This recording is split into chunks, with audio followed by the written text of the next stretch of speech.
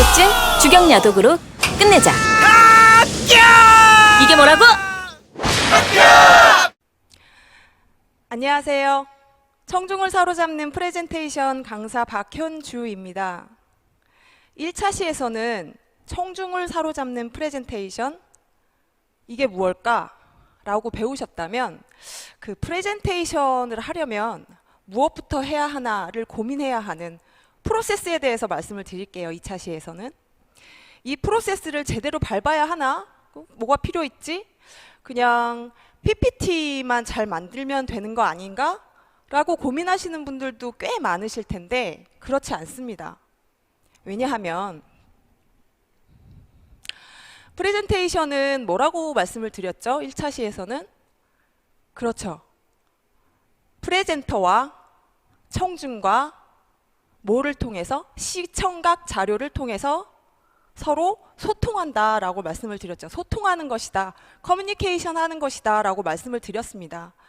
그런 커뮤니케이션이 제대로 되려면 어떻게 해야 할까요? 기획도 해야 하고 시나리오도 작성해야 하고 스토리텔링으로 이야기도 끌고 가야 합니다. 왜 프로세스가 중요한지 다음을 보시면 아시게 될 거예요. 2010년 6월에 아이폰이 세상에 나왔습니다. 그 아이폰을 설명한 사람은 누구죠? 바로 스티브 잡스죠. 스티브 잡스는 철저하게 계산된 연출로서 프레젠테이션을 했습니다. 어떻게 프레젠테이션을 했나? 궁금하시죠?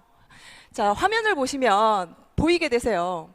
그 설명회에서 궁금증을 자아내려고 스티브 잡스는 어떻게 했냐면 전화,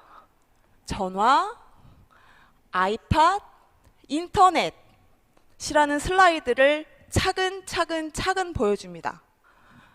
아이팟, 폰, 인터넷. 이게 뭘까?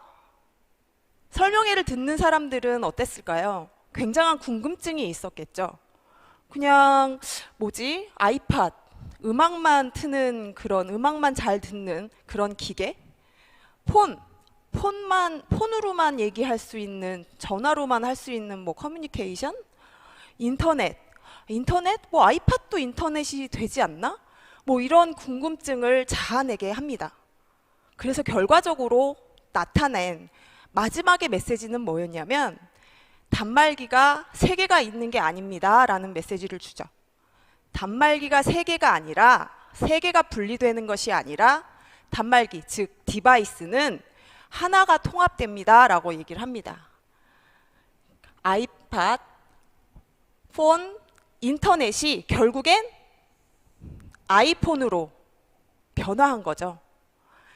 이러한 시나리오를 작성하기 위해서 스티브 잡스는 어땠을까요? 굉장한 머리를 많이 썼을 거예요. 그쵸? 그 다음 이렇게 차례대로 이모티콘만 가지고 설명을 했는데도 나중에 이 아이폰을 가지고 아이폰을 조작하는 방법이라든지 아이폰을 어떻게 사용하는 방법이라든지 이런 것들을 스티브 잡스는 그 안에서 다 설명을 하게 돼 있어요. 아이폰뿐만이 아니라 아이패드까지. 이 프레젠테이션에 전 세계의 사람들이 굉장하게 놀랐을 거예요. 왜냐하면 궁금증을 유발했고 그리고 그것이 결국에는 아이폰이라는 것을 세상에 알렸으니까요. 자, 그리고 스티브 잡스는 그 아이폰을 설명하기 위해서 옷을 입었는데 우리 같았으면 옷을 어떻게 입었을까요? 뭐 화려하게 입기도 하고 저도 지금 이렇게 복장을 좀 이쁘게 보이려고 여러분들한테 이쁘게 보이려고 노력을 해서 옷도 이렇게 정장 차림으로 입고 왔지만 스티브 잡스는 그러지 않았어요. 철저하게 계산이 됐다는 거죠. 그게 뭐였냐면 스티브 잡스는 검정 티셔츠에 청바지 단촐하게 입고 그 아이폰의 설명회를 진행을 합니다. 왜 그랬을까요? 그건 바로 자신을 숨기기 위해서입니다. 자신을 숨기고 결국엔 아이폰을 부각시켰다는 거죠. 그런데 이 스티브 잡스가 과연 맨날 그 검정 티셔츠와 그리고 청바지 이런 것들만 좋아해서 그랬을까요? 그렇지 않다는 거죠. 2010년 3월에 아카데미 시상식에 스티브 잡스가 초대가 되는데 초대되는데 그 초대된 스티브 잡스는 이렇게 입은 거죠. 정장 차림에 말끔하게 입고 아카데미 시상식을 간 겁니다. 결국엔 그 프레젠테이션은 복장도 철저하게 계산되어서 연출되었다는 것을 의미합니다.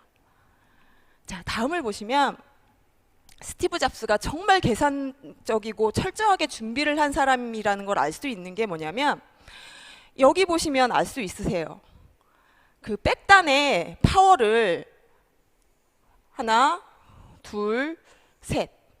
왜 파워를 저렇게 2중, 3중으로 두었을까요?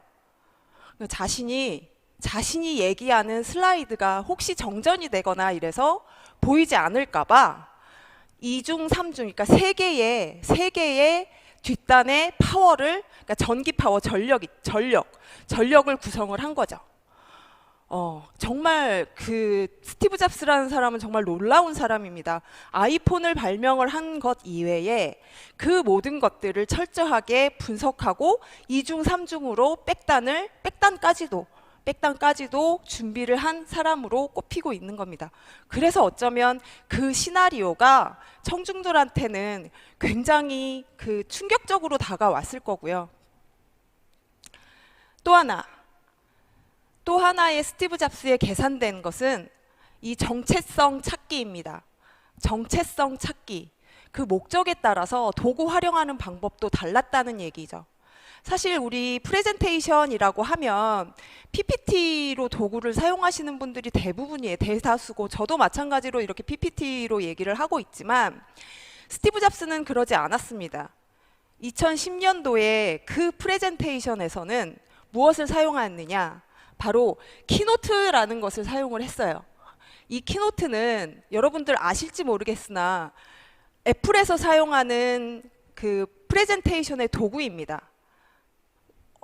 아이폰에서도 구동이 되고 아이패드에서도 구동이 되고 요즘에는 이제 구글 폰이나 구글 패드 뭐 이런 것들에서도 그 어플리케이션으로 구동이 되는 그런 프레젠테이션 도구이거든요. 그 도구를 스티브 잡스는 아이폰 그 설명회에서 사용을 한 거죠. 결국엔 이런 모든 과정이 뭐가 됐어요? 시나리오로 만들어졌고 프로세스화를 했기 때문에 이 모든 시나리오가 구성이 잘 맞았던 거죠. 근데 여기 마찬가지로 이 키노트는 하나의 마케팅을 한 거나 마찬가지예요.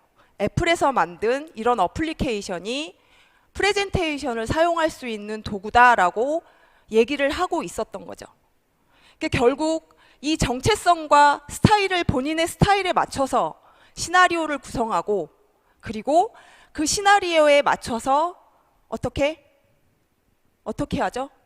그렇죠. 프레젠테이션을 기획을 하고 시나리오를 맞추고 그 다음에 철저한 준비를 하고 계산을 했었던 그런 모든 것들은 무엇이 필요하느냐? 프레젠테이션의 프로세스를 철저하게 진행했기 때문입니다.